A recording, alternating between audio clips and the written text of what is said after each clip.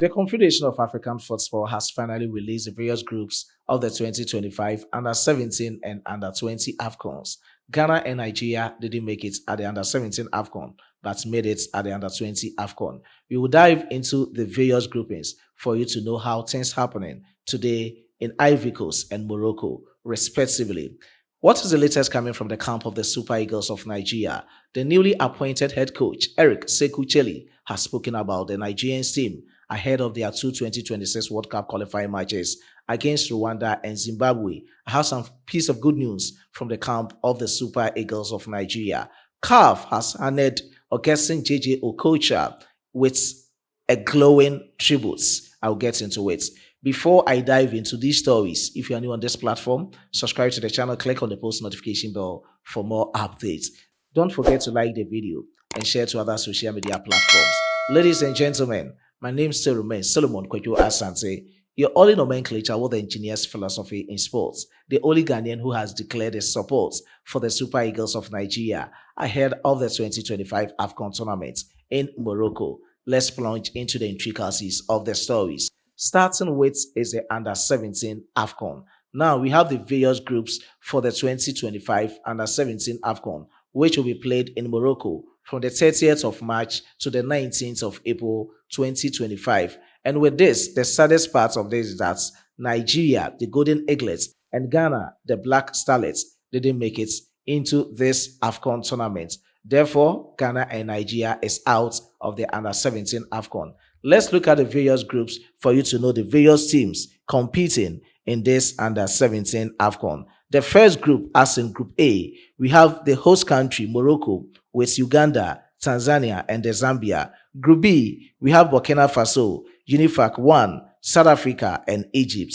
Group C, we have Senegal, the Gambia, Somalia, Tunisia, and Group D, we have Mali, Angola, Cote d'Ivoire, and UNIFAC 2. So UNIFAC 1 and UNIFAC 2 are countries from the Central African Republic. They are yet to play. So whatever happens, we will just bring it to you for you to know the various groups exactly as to how they are going to make it from the 30th of March 2025 to the 19th of April 2025 in Morocco for the Under 17 Afcon.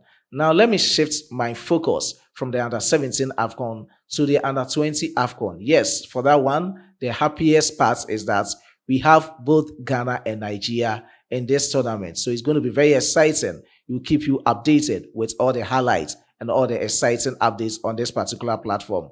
Let's look at the various groups. I've already explained to you how the groupings were to be done. And of course, CAF has officially released it. For Group A, we have Ivory Coast, the host country, and UNIFAC 2, a country from Central Africa, DR Congo, Ghana, the Black Satellite, and Tanzania. Group B, we have the Flying Eagles, Nigeria, Egypt, South Africa, and Morocco. Group C, we have Senegal, Zambia, Kenya, and Sierra Leone. So these are the various countries distributed in three groups. And looking at this, Group A, we have 5 countries. So this is how it will be done from the group stage. The first and second countries in the various groups will qualify to the quarterfinal stage of the competition. And the 2 best third place teams will also make it to the quarterfinal stage, making 8 countries in the quarterfinal stage. And looking at Group A, we are having 5 countries: Ghana, UNIFAC 2, DR Congo, Tanzania, and Ivory Coast. So the third best place teams, looking at this point that will be accumulated, might be more than that of Group B and Group C, of which it will be a cheat. So this is what CAF will do. They will deduct the 5th place team points from the third best place team in Group A before they juxtapose, as in contrasting and comparing with the other groups. And that is it for the Under 20 Afcon. And this tournament will take place from the 26th of April to the 18th of May 2025. And that is it from the camp of the Flying Eagles of Nigeria and the Black Satellites of Ghana. Now let me move from the camp of the Flying Eagles and the Black Satellites to the camp of the senior national team of Nigeria, the Super Eagles, ahead of their 2026 World Cup qualifying matches against Rwanda and Zimbabwe, of which coach Eric Sekou-Chelle is poised to lead the Super Eagles of Nigeria to victory. Now, he has called on every Tom, Dick, and Harry to rally behind him to turn the fortunes of the Super Eagles of Nigeria around. And starting with is the legends of the Super Eagles. For this time around, we are going to see legends like Augustine JJ Okocha, Iwanko Kanu, the likes of Ahmed Musa, and the others. You can mention a lot. They have to come to the camp, visit the players, motivate them, talk extensively to them.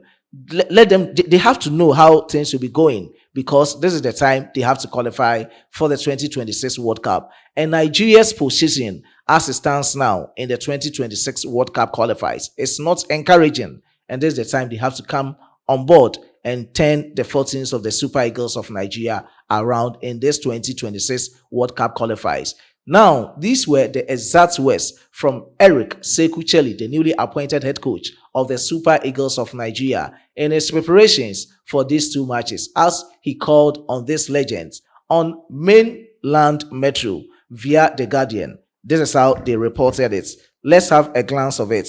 I have asked the Nigerian legends to join us for this important journey, and I am pleased that they have agreed to be part of it.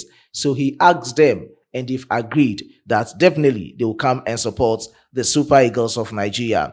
I want to assure Nigerians that we are fully committed to preparing well for these two matches. So they are fully prepared and ready and committed to go into the matches against Rwanda. That will be played on the 21st of March 2025 at Kigali. And the second match will be played on the 25th of March 2025 at Uyo, but the dates are officially to be confirmed. Whatever transpires, I just bring to you on this platform. So just stay tuned on this platform. Let me proceed with what he said. And he said he will do everything necessary to get back on track.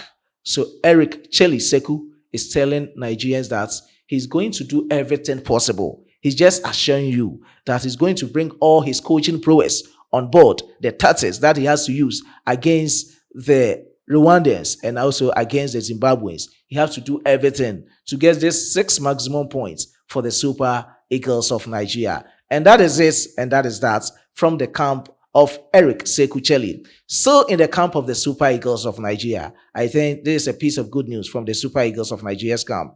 Semi Ajeji has returned from injury. I stand to be corrected, but he spent barely 4 months in injury, of which was quite disappointing and disheartening for the Super Eagles of Nigeria. And there's the time the center back is ready to showcase himself for the Super Eagles of Nigeria. He is back. I think he played 45 minutes for West Bromwich Albion against Newcastle United in Premier League 2. And that is that from the camp of Semi Ajeji. Let me move from the camp of Semi to the camp of Wilfred Ndidi. He has been waxed lyrical by his head coach, Ruud van Nistelrooy, at Leicester City. This is what he's saying. Now, we all know that he has returned from injury and he left like 9 matches behind. And of which the 9 matches that Leicester City played without Wilfred Ndidi, they lost 8 matches. Before that, he has played 50 matches. And looking at the defeats in his 50 matches as compared to the 8 defeats in the 9 matches, it was quite disappointing for Leicester City, the entire team. This is what the coaches can all saying about Wilfred Ndidi. He's saying that he's a full package for the team. Therefore, his presence is going to help the team move on, or is going to help the team get to the peak or the standard that they think is good for Leicester City, especially ahead of their EPL game against Arsenal. Let me read the exact words from the legendary or the head coach of Leicester City, Ruud van Nistelrooy, to Wilfred Ndidi. The first one states, it starts with the character of the person, which is excellent. So he's saying that the character of Wilfred Ndidi is excellent. There's the second part of his speech. Then there is the leadership, his arrival in the box, which you saw at United. So he's just giving compliments of his previous matches. He has enormous reach on and off the pitch. The complete package of him has lifted the team. So he's saying that he's a complete package, and his complete package has lifted Leicester City's team. That is what Ruud van Nistelrooy, the manager for Leicester City, has to say about Wilfred Ndidi, defensive midfielder for Nigeria. Let me move from the camp of the defensive midfielder Wilfred Ndidi to the camp of the legendary Okesin Okocha. CAF has complimented him. They've honored him with glowing tributes, and this is quite nice for JJ Okocha as a legend. He's not part of the game, but they seem to still be parts of the game, even though he's not on the field. But they have to consider what he did, and they have just complimented him as in honoring him with glowing tributes. Let me read the exact words on what they posted on their X platform. This is CAF Online. Some players play the game. JJ Okocha danced with it. So as some players are busy playing the game, for JJ Okocha, the legendary, he used to dance with the game. That is the time he'll be dancing. People are busy. He just play he just have that flair in distributing passes. He just have that flair in taking on players. So that is what CAF has to honor JJ Okocha with. What are your thoughts on this specific one about JJ Okocha? And recently, I think John Mikel Obi spoke extensively about some of the players that he thinks from how he started and where he started his football and where he has ended this on the pitch or off the pitch. He thinks Didier Drogba and Yaya Toure are the best players from Africa so far. That is it, and that is what he said. He even rejected the 1995 Ballon d'Or winner, George Oponwia, and also his own JJ Okocha. People are talking a lot about this. That maybe it's kind of enviness from the camp of Mikel Obi, but he sees that that is it for him when he's choosing the best African players so far. That is witness being Didier Drogba and Yaya Toure. We shall meet in our subsequent videos. I am really tired. Let's move on with what happens in our subsequent videos. I was being supported by my hardworking chief editor, Emmanuel Kwame Asedu, and my amazing graphic designer, Dominic. Sportsfella gets you posted with all the latest. Until you meet again on this platform, it's bye for now.